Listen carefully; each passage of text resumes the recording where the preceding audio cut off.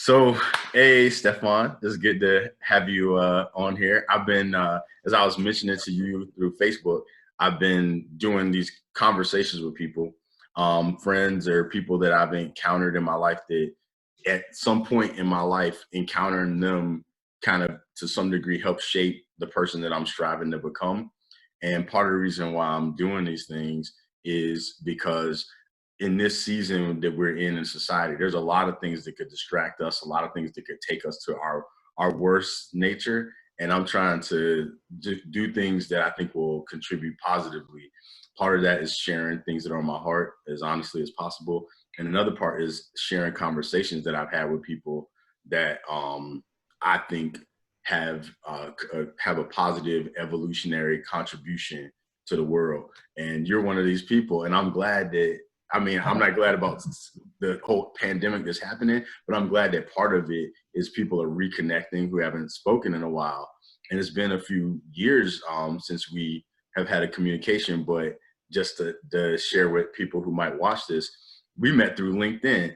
And I think I wrote an article and you commented, and then we commented to each other. And then I read something that you had written, and then you told me you had this book coming out, and I got the book, and then I already got the book, which is behind you, The Next Wave in Business. And I was like, and I said, man, I love this book. This is awesome. Because at the time I was working as a corporate recruiter, and I was engaged with companies, and there was a lot of things that I thought could be better, and companies saying that they wanted to be better, but they were doing the old habits. And part of the reason I ended up in seminary was in part trying to figure out how to help communities, organizations evolve in their consciousness based on their own standards that they set. Because a lot of times they'll say we want to do this and then they don't do it. But I wish that everybody read your book, because I feel like it would, if people read it and took it into their consciousness, even if more people read your book when this first came out, when we came in this pandemic, we'd already be that much further ahead from my perspective. So I gave a little introduction to how we met, and now I just want to let you say a few things, and then I want to ask you some questions, and we'll see where the conversation goes. Sure. Well, first of all, it's a fantastic idea that you contribute to the evolution of humankind in some way or another. And the way you do it, I find it very sympathetic in terms of nice and friendly. You know, it's through people, through connections, through conversations. And the way we met, I found extremely inspiring, because to me, learning is all through meeting and sharing with people. You know, that's my way of learning. So I exchange ideas, and I see how we can learn from each other. And since you are in the US and I'm here in Germany, you know, that's the first difference. You know, the second difference is I'm a white guy, you're a black guy, right? What? I just found out. Yeah, you found out. So we're brought up, you know, in different environments, have different paths. So that's something that enriches the conversation. So, I mean, there are a lot of similarities between the time when the book was published and written. That was after the financial crisis, 2008, you know? And I sat down a couple of years later, and I would kind of paint a picture of how the future in business could look like.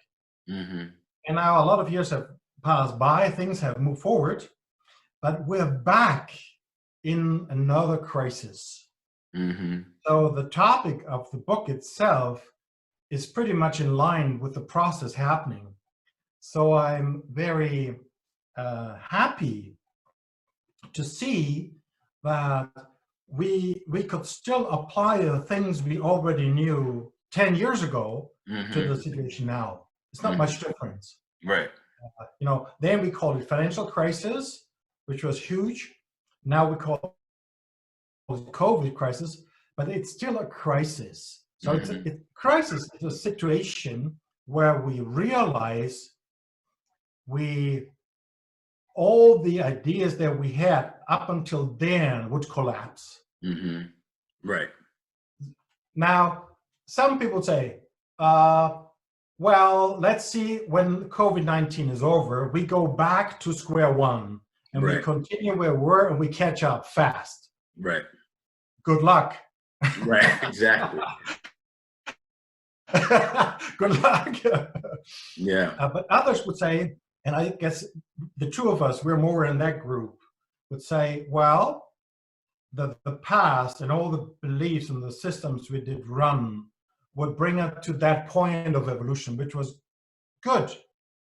But more of the same will not do it now. Right. So in that situation, although it's you know, when you think about if your dad or if some of your relatives or your granny or grandpa would die, that's terrible. Mm-hmm. But at the same time, underneath the crisis, there is something I call the future is built in. Mm-hmm. So the only question is, do we want to capture this future and make sure that we rethink the model of the well-being? Mm-hmm. Exactly. I guess, and this is where we come kind of together. Right. Yeah. And, you know, one of the things that I've struggled with in terms of trying to communicate to people is the value of the unknown, because many times we think that we just feel like we need to know, we have to have an answer. And sometimes any answer will do. And so when any answer will do, we usually fill in those gaps in our awareness with, not usually, but very frequently I've encountered, we'll fill it in with prejudices or theories that we extract or from different sources or something, because that space of unknowing is too fear-inducing for a lot of people. Mm-hmm. But I see it as pregnant with potential and possibility, and that to some degree, when you don't know something, it actually opens up this vast like space where you can create and you can evolve, expand, or whatever the case may be. But we tend to like put ourselves in these compacted, contracted contexts, because on the other side of the wall is this vast unknown, and we're just like, I'd rather deal with the known, and even if it's horrible, than to take the opportunity to cross over that into this expansive unknown and fill it with possibility, with positive possibility. And one of the things that I really appreciated about your book was, one, you're aware of business as usual and where the systems are not compatible with the futures that we say we want. You know, Yeah. And then you talk about consciousness as well, which is a lot of businesses a lot of books that I read prior to yours were contained in these limited paradigms, but yours was like talking about consciousness, and then your honesty. You know, it's one of the things I feel grateful for in life is that I may be wrong, I may be gullible, and I don't know if I am or not, but I feel like I know who I can trust. Yes. Like, and we certainly live in times now where the capacity of embracing and creating levels of trust is one of the key capacities. Mm-hmm. Yeah. You know, and now I lived in a time where I have valued the known. Mm-hmm. You know, but you know, many people at some level of at some stages of their development, gotten to the point where the known is so terrible that, you know, when you know, okay, my day is from 8 to 5 and I meet this and that person and they really horrible people, and I'm in a horrible environment. It's safe, but horrible. You know, the known gets pretty tough. Right. So there is no value in the known as such. Right. And, and just, it covers an illusion of the need of safety and security. Mm-hmm. But there is no such thing as a life warranty in Right. life. Right. It's an illusion. And I was brought up to one, to the stage of my life where, I was taken up to my knees and learned it the hard way. Mm-hmm. But once I learned the lesson that life is not about predicting, but about emerging, Mm-hmm. and about trusting the process, Mm-hmm. trusting. You need to have a picture in your mind that the outcome will be positive, the outcome will be good. Mm-hmm. The journey may be a rough one, a learning journey, Mm-hmm. but at the end you will come out fine. Mm-hmm. Now, if you have that picture that life is not war Mm-hmm. against your boss, against the neighbor, against Donald Trump, against whoever, but if you take life as a learning journey of growth, Mm-hmm. then your mental concept of life is to learn and to grow. Yeah. Now, when you have that concept in mind, actually, you don't want to predict any longer, Right. because you may only predict that much happiness, Right. that much luck, that much success that your mind can potentially hold. Mm-hmm. But if you're open to what's on offer for you altogether, and you trust the process, and in my words, you trust in some power that's greater than yourself. In my words, that would be God. In other people, that would Buddha or the universe or existence Right. or a higher self, whatever is your name for that. Anyway, if you believe in something greater than yourself, and you have that picture that's it's actually supporting you, it's Yeah. not taking all the hurdles away, but it's supporting you as long as you trust.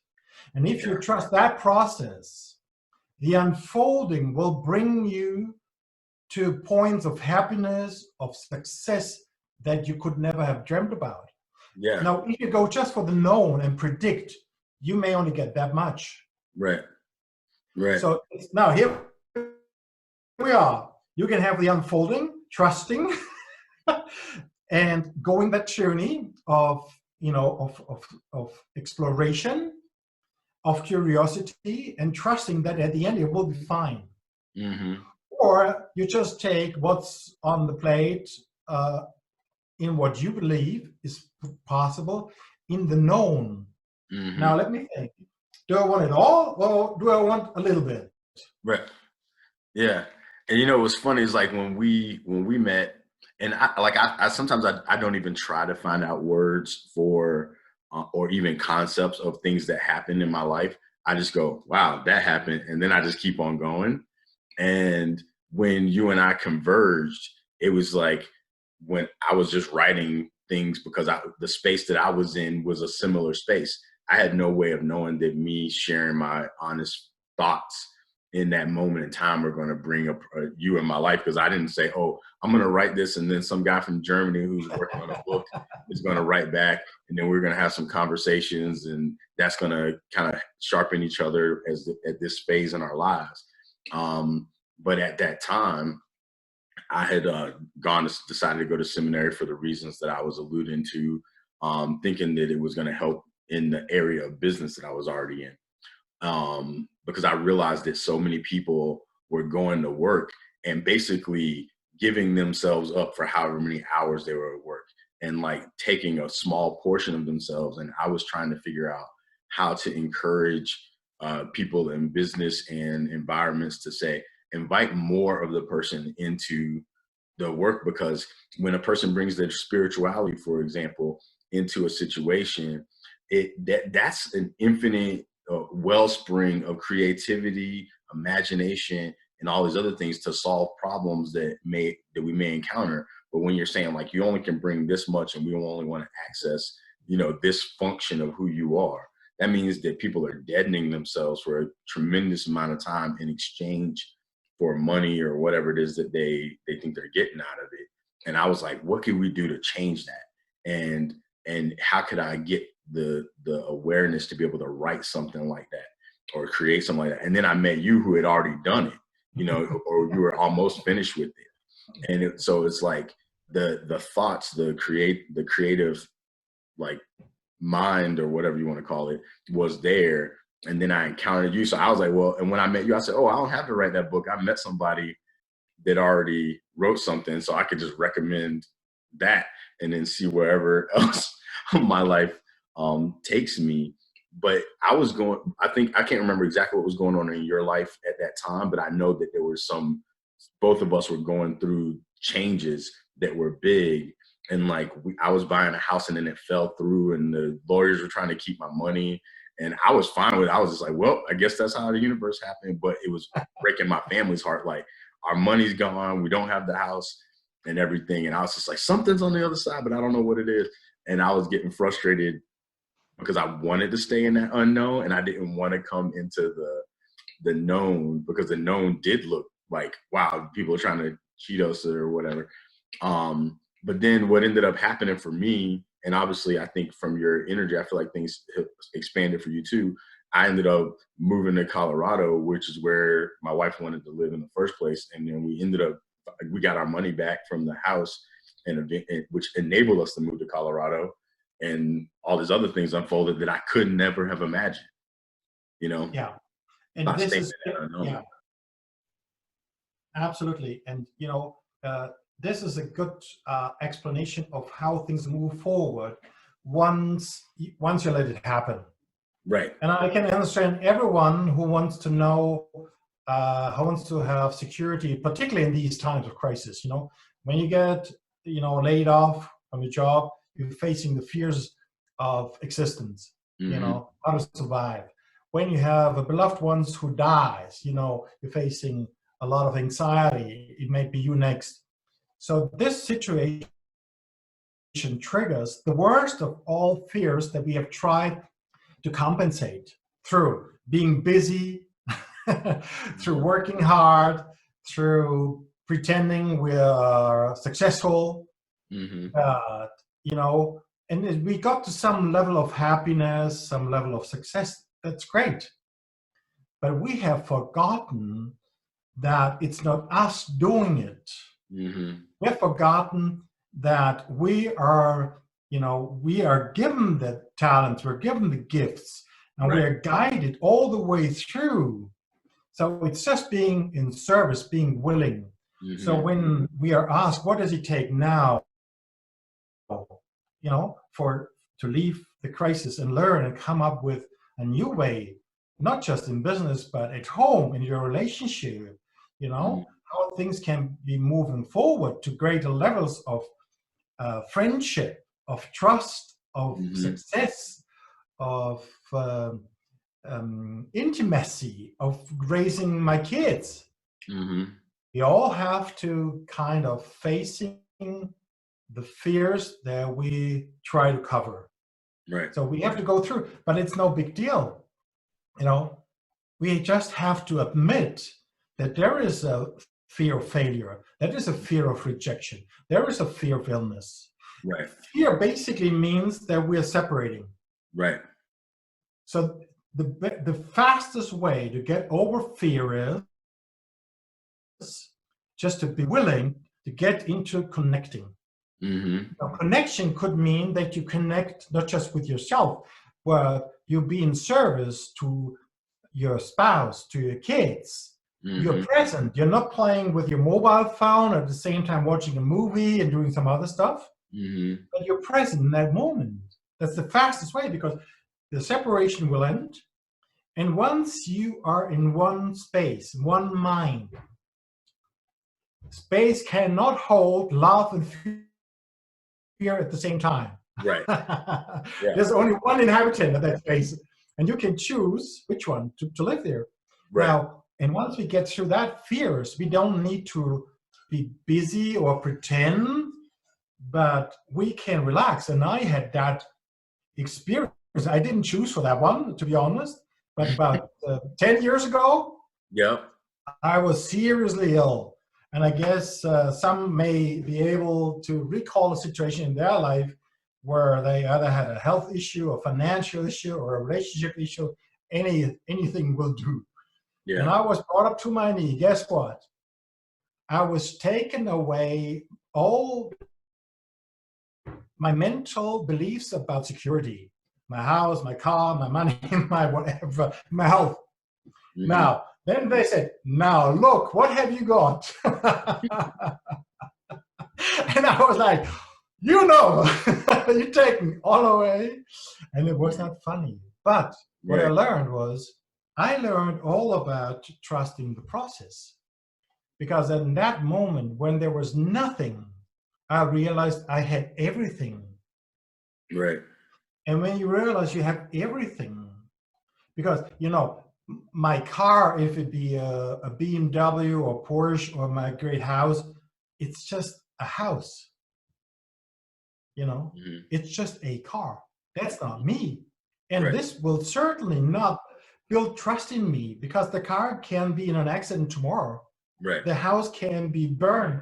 Well, then all my trust is built on the house? No, the trust is within me. So I started from scratch. I was kind of forced. The idea was either you die or you trust. Now let's take a choice. And, you know, I went down the path, and I got to the point, step by step, where I enjoyed of not knowing. Yeah. Because if you know, oh, this will happen, you know, there's a lot of stuff that happens to you that's not good. Now, if you believe this will happen, you know, you may go to bed and sleep in and not wake up again.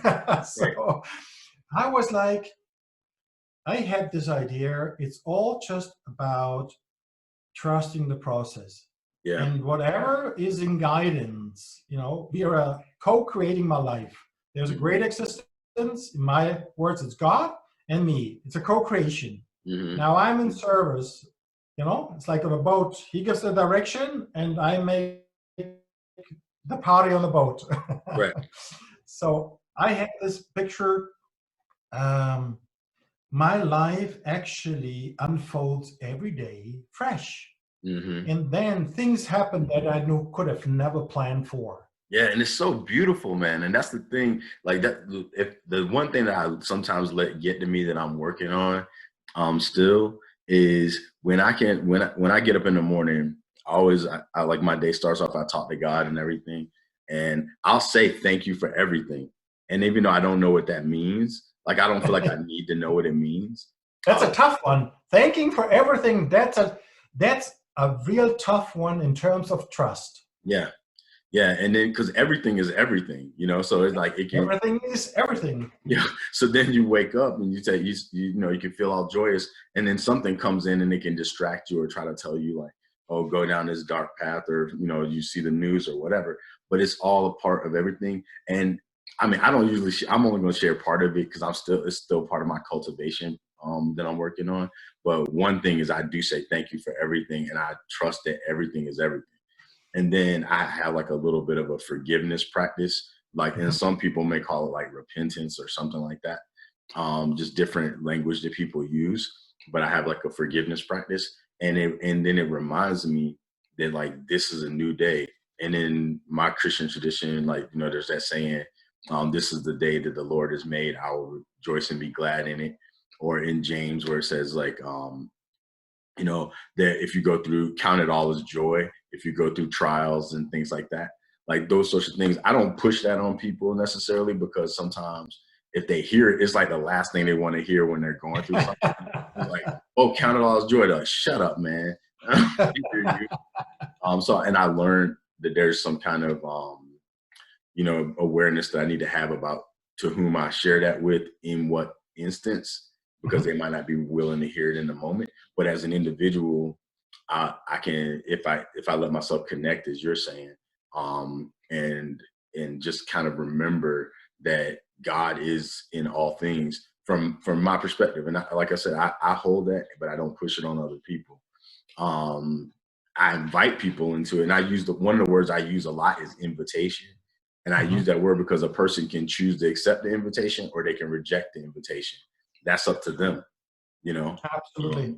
And I try to live as an invitation so that if people do encounter me and they're interested in like just exploring, then we know we can. And if they're not, that's fine too. I'm gonna love them anyway. But that space of being able to share with people what you were saying about just embracing that unknown and being able to trust that there's something emerging in life that we can't imagine that can be better. And I can make it quite practical, actually. You know that I work as an OD and leadership consultant with major companies. Up until maybe 10 years ago, if I am doing workshops with leadership teams, I would sit down and basically design and schedule that workshop, if it was 1 or 2 day workshop, almost by the minute. Like at 10:05, I would tell them that story. At 10:20, I would do that with them, this exercise. Now you can think about it. This is pretty strange idea that you can control how the process unfolds. You think that you can predict that at this time this message needs to be said, and then this exercise needs to be done. And I realized that there was a lot of resistance also in the room, because I wouldn't be able to see what was really going on. Because I didn't want to see it, because I was scared that I wouldn't survive in the unknown. Only if I control the situation, if I control as a CEO the budget, the strategy, if I break it down into milestones, vision, mission, milestones, and have it outlined. But guess what? I don't know one single CEO where the budget that they brought in the previous year has turned out exactly the same way the following year. Right. Well, they're trying to control a ship that's steering in rocky water and keep it on the track, whereas there would be a total different track that's more golden, more successful anywhere else. But they keep it on track because that was their prediction. And what I learned was, afterwards, I set an intention. The intention that came from the overall story, requirement, situation of that company, of that team. The situation could be, we want to create a new team spirit, or we want to create a new direction, a bold direction that everybody can kind of come together, or whatever it was, right? Or we want to create a better foundation of trust. Now, we set that intention. We're connected with the team. It's not my intention from my desk. It is through having conversations. We set that intention. Right. And we'll sit down and design like a rough outline of what areas we would cover, what topics we would cover, what dynamics maybe we would need to address. That's it. So basically 3 lines for a day. We need to cover the topic of leadership. We need to cover the topic of how to create trust. We need to cover the topic, what is our picture about the future of the company, or whatever it was, right? Yep. And then the minute we walk into that room, that entire agenda is just gone. Exactly. The intention is still clear, but the intention is like a star. It's like a fixed star that we all agreed upon. That's where we want to head to. But the journey can go different ways. Right. Now, if you have a plan, you want to go this way, this could become not just only tough, but almost impossible, because you're losing out all the nice areas to cover and explore that are necessary to explore. Right. And I realized, if I'm in that state, and I had to create my own trust into myself, my capacity, my trust in other people, my trust into something that's greater than myself. I had to create different levels of trust, a foundation of trust within me, right?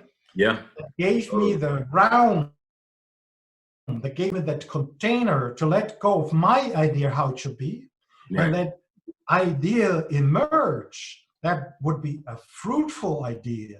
Now I can tell you, in that moment, the results, the outcome would be magical. And at the same time, 10 years ago, after a workshop, I was kind of dead. I was exhausted. Yeah. Because I had to carry them on my track. Mm-hmm. But now I was just like a catalyst. I was Right. part of that journey, but I wouldn't carry them. I would just navigate the boat.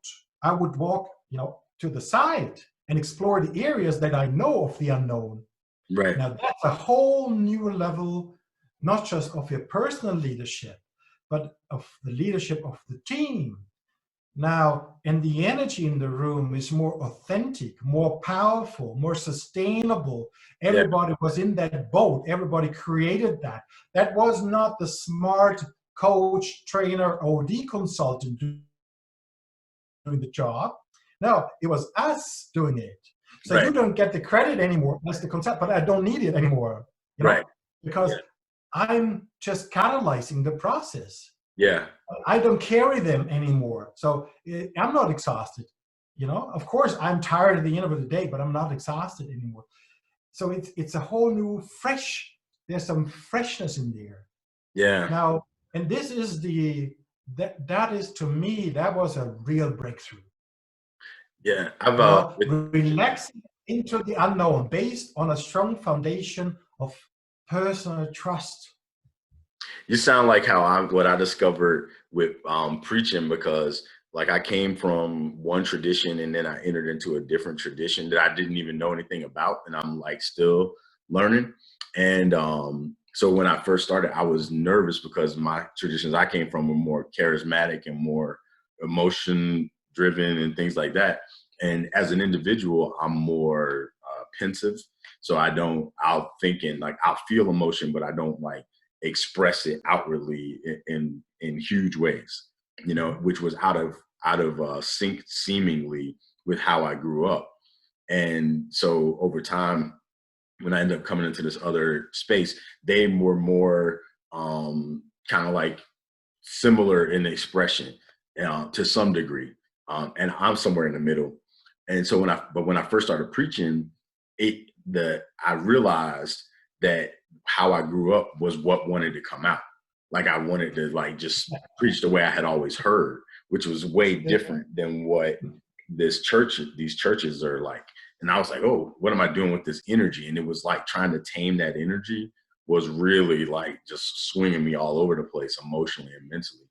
And I had to like do a lot of creativity to keep myself clear. And then when I was trying to figure out, I wasn't 100% sure I was going to end up being a pastor anyway. But once I ended up being a pastor in this context that I'm in now, I was like, oh, how do I basically keep it in the structure? Because I came from churches where the pastor could go on for like 3 hours. And this one is like, got to stay close to an hour. Just different things like that. And it's like, and that's not just the preacher talking, but everything in and out. And it was just like so different. And one day I just came to this thing. It's like, just love them, just love everybody, just love people, and just see what emerges from that. And so even though I used to write out every word of my sermon, like word from the beginning to the end. But I kept having these disruptions by God, as I would say, just like how you would say. Like I do everything on my Kindle, and I had one time the battery died, and I was like, oh shoot! So I had to just like kind of just pull from whatever, and I was given that experience. And then I had a time where it started updating in the middle because I forgot to turn off the Wi-Fi, and it started updating while I was in the middle of going from my script. So I had to like kind of, go in whatever until it came back on. And I was like, this is like God saying, like, don't stay attached to this. Like, don't stay attached to this word for word thing you wrote. And so I was like, let your battery die. I'm like let it update, stuff like that. And yeah. And so I like just basically strove to like integrate that intentionally. So what I started doing is like, anytime I could feel myself forcing what I was trying to write or something, I would write it out. Then I would put in brackets, Holy Spirit, and then I would just delete it. Like, that's forced. I'm not going to use it. And I'm just going to leave room for whatever comes in. And I'll write out like the rough ideas and then just delete the whole thing and just leave like a little subject line of what I think I'm gonna talk about. And then Holy Spirit. And there's some sections where it just flows out naturally and I'm able to stick with it. And some parts where I just got to go. Somehow the bandwidth has broken down. Oh yeah, I can still hear you. Or did it come back now? Yeah, it's coming and going. Yeah. Oh, okay. It's probably mine. But yeah, basically, I don't know if you caught that, but I was just saying I do the same thing with my sermons now, is what you were saying, what you were doing, like setting the intentions, and I write some stuff out, but a lot of stuff I leave space for. Yeah. Yeah. To some degree, probably the bandwidth interruption is a part of that too. We're almost at time anyway. Yeah. You know, it's no accident that we have met, right? Right. And it's not like it's not science fiction. It's just very practical, actually, because once you develop your mind in a certain way, as we are all connected globally, you know, Mm-hmm. now with COVID, we can see it, how much we are connected. Right. Now, you know, and the minds, you know, like minds are very much connected. Right. So it's actually very easy to create another level of happiness, another level of trust, another level of success, maybe whatever you call success, right? Mm-hmm. Right? It's just by opening up your mind and be willing to learn. Mm-hmm. And once you open that door, you know, quite automatically, I experience that you will meet like-minded people more and more. And so this will actually help your journey to be more sustainable. Mm-hmm. And then all of a sudden, you know, you get the right kind of books, the right kind of people, the right kind of jobs, the right kind of whatever into your life. Yep, you know, absolutely. It's just a law. It's a law that like-minded minds, people, you know, they somehow come on the same journey and they meet. Yeah, so with no control. I think that's the best answer of all, because there are so many like-minded people out there already on a global scale, like Pedro and Stefan and others. And I think why I really like your approach, why you were reaching, you know, why you reached out, is to make it visible. Right, exactly. Make it visible so people see, no, I'm not the only one who thinks that way. Right.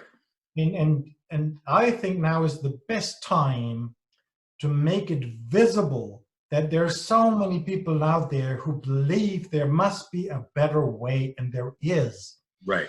And by the way, how to create a better way? You trust in the process and you believe there is a better way. Right. Now, you all share the belief there is a better way. This is how you build reality. Mm-hmm.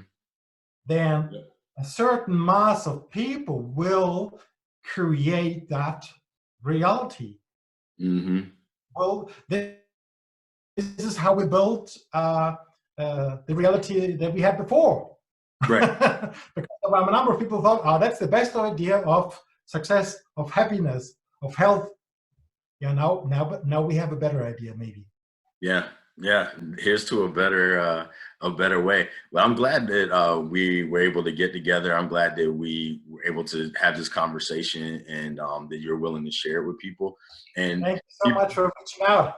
Yeah, and I hope they check out The Next Wave in Business by Stefan Goetz. If I pronounce that wrong, correct me. Yeah. And I just think that it's cool that you're willing to do this. And I have some other friends too that said, yeah, I'll do that. What it's shown me is like how fortunate I've been to encounter almost every friend that I'm talking to about this. I didn't plan on meeting them. You know what I mean? It just like, bam, I met them in a parking lot, some kind of other way, a text message from somebody introducing me to somebody. writing a article and you responding to it and us like talking and building a friendship off of it. Like none of it I was like, oh, I'm going to do this and then this is going to happen, you know, and the same for you. So I think that that's an invitation for people to just to trust that there is a better way and then step out in that trust and then seeing what emerges, you know. So thanks for being up here with me, and I look forward to future conversations. And yeah, thanks, man. I enjoyed talking to you. I think I was rather fortunate that you reached out again a couple of years later. Yeah. And, let's see how we can build a better way. Good words. Thanks.